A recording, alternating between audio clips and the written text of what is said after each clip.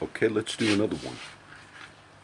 Yesterday I went doing my walk, which is right that way. And everybody knows my routine, where I'm at, where I walk. So I went on the other side of the Oso Bridge and parked my car and started doing my walk. I don't have my nice homemade rod or cane with me, but I've had people compliment me on it. It was the first little staff I ever made, and I was walking New Jersey, Hudson County Park, 5, 6 years ago, and there was a huge branch in the street.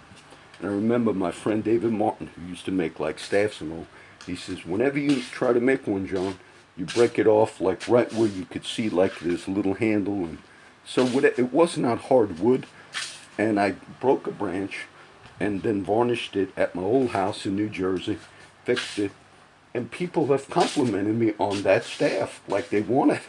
And the other day some lady at the bus stop said, that's a nice cane.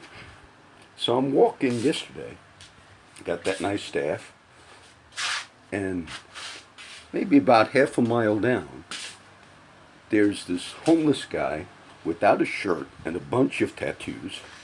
Now, from a distance, I know a lot of the brothers. I figured, oh, I'm going to run into somebody. But he just kind of was waiting. And look, people know I've walked that stretch. So then he started like riding his bike up to me from a distance, knowing I'm walking. And of course, I'm going to do my walk. That's my walk. And most of the times, I mean, if it's innocent, I either know them or maybe they hit me up for $1. I already gave the dollar away. But he just was waiting, like, waiting. Oh, maybe somebody sent him.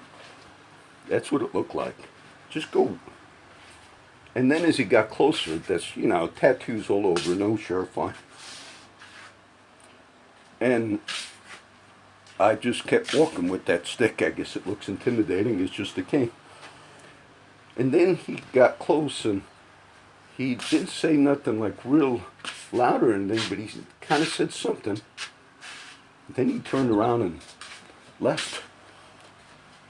And it looked like, I've had times where people were like, go approach John. And for some reason when they get close, they think, maybe this plan ain't gonna work for us. It just seemed strange to me. I did not recognize him. He was a white brother. And look, I know most of those guys. Now, whatever it was, it was. But it came to my mind because when I see our situation in this city, when I see the things that have gone on in this place, and then I see a presentation to the country and come to this area, come do business, all these types of things.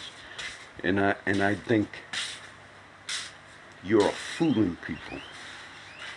You are fooling people.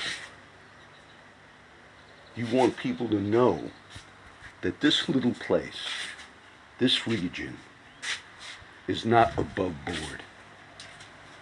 This region is a connected region where people in authority, news media, and everybody else have their little things going on.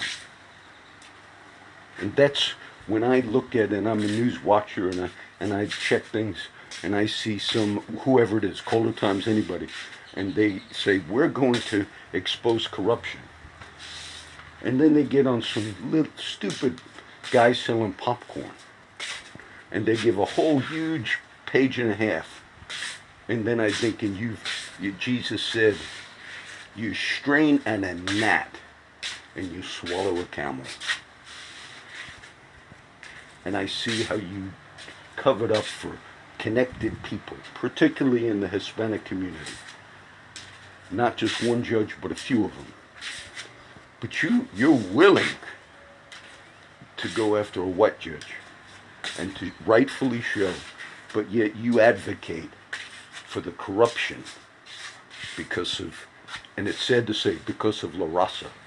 You say, we are the race and we have to stick up for one another. True justice says, this is criminal. Regardless of skin color, regardless of race. And you have dropped the ball, you local media, you Color Times. I found it strange the other day when I commented on a case. There was a few times that KIII TV, Mr. Joe Gason, a fine anchorman for many years, there are a few cases that they actually had reported on. The Color Times did indeed report in the hard news paper version on that shooting out of San Diego, that man that was killed. But I found it interesting that KIII reported they were also the ones that reported on those 4 witnesses murdered leading up to a gang-related trial. 4 witnesses, 3 or 4, were murdered, and then the case was dropped. And I thought, I wonder why these other... And so KIII, though they're not investigative journalism, I just assume they feel like, well, obviously we are supposed to report on those things. And I find it interesting, some of the others, media outlets, who claim to be advocates for justice, they cover some things up. And so, who knows who my visitor was yesterday? I would have talked to him. Look, I was hoping he'd come up to me. I was able. He just kind of got close.